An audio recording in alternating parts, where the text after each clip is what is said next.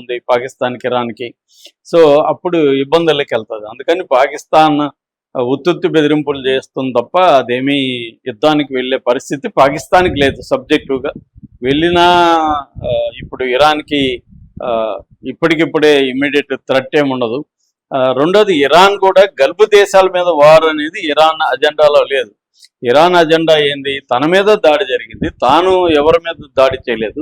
తన మీద 2 దేశాలు దాడి చేసినప్పుడు వాళ్ళు ఆత్మరక్షణ కోసం పోరాడాల్సిన అవసరం ఉంది. పైగా తమ ప్రెసిడెంట్ని, తమ సుప్రీం లీడర్ని అయతుల్లా అలీ ఖొమేనీని చంపేశారు.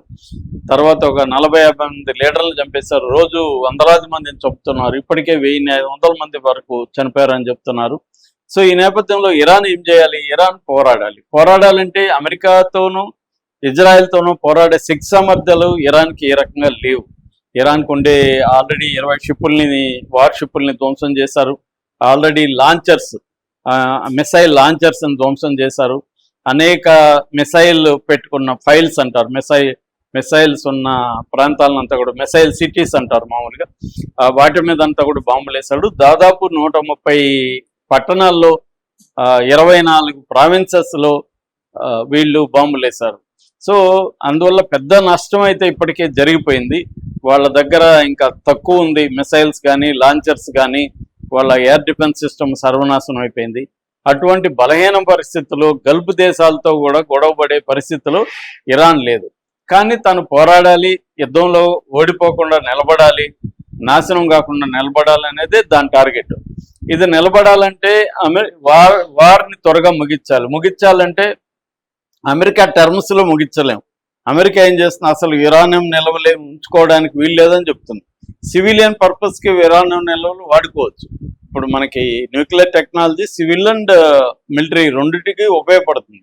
సివిల్కి మనం కూడా వాడుతున్నాం, న్యూక్లియర్ టెక్నాలజీ సివిల్ పర్పస్కి వాడుతున్నాం. సో అది వాడొద్దని చెప్పే హక్కు ఎవరికి లేదు. కానీ అమెరికా అది ప్రెజర్ చేస్తుంది. ఆ ప్రెజర్కి వీళ్ళు తలొగ్గితే ఇంకా అన్ని రకాలుగా ప్రెజర్ చేసుకుంటూ వెళ్తుంది. అందుకని ఇరాన్ నిలబడాలని డిసైడ్ అయింది. నిలబడాలంటే అమెరికా మీద ప్రెజర్ తీసుకురావాలంటే గల్ఫ్ దేశాలని కొంత ఇబ్బంది పెడితే గల్ఫ్ దేశాలు అమెరికా మీద ప్రెజర్ చేస్తాయన్న టాక్టిక్స్తో ఇరాన్ వెళ్తుంది. అది పాకిస్తాన్కి కూడా తెలుసు. కానీ పాకిస్తాన్ ప్రాబ్లం ఏంటి? ఆల్రెడీ డిఫెన్స్ అగ్రిమెంట్ సౌదీ అరేబియాతో ఉంది కాబట్టి సౌదీ అరేబియా మీద ఇరాన్ దాడులు చేస్తే పాకిస్తాన్ నేచురల్గా ఇరాన్ని ఎనిమిగా భావించాల్సి ఉంటుంది. కానీ ఎనిమిగా భావిస్తే పాకిస్తాన్కి నిరంతరం ప్రాబ్లం. రేపు ప్రతిసారి సౌదీ అరేబియా వచ్చి మళ్ళీ పాకిస్తాన్కి హెల్ప్ చేయలేదు.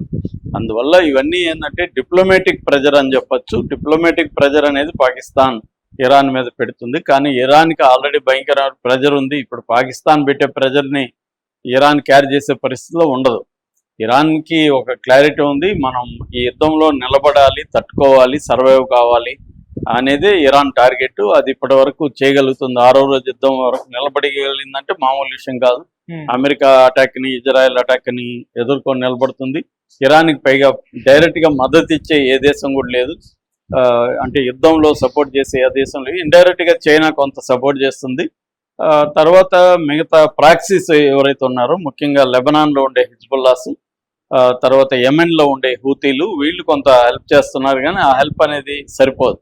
అందువల్ల ఇరాన్ గల్ఫ్ దేశాల ప్రెజర్ చేయడం అనేది ఇరాన్కి ఉన్న టాస్క్. ఆ పని అయితే ఇరాన్ చేస్తుంది. పాకిస్తాన్ ఇరాన్ మీద అటాక్ చేసే పరిస్థితి ఇప్పటికిప్పుడు లేదు.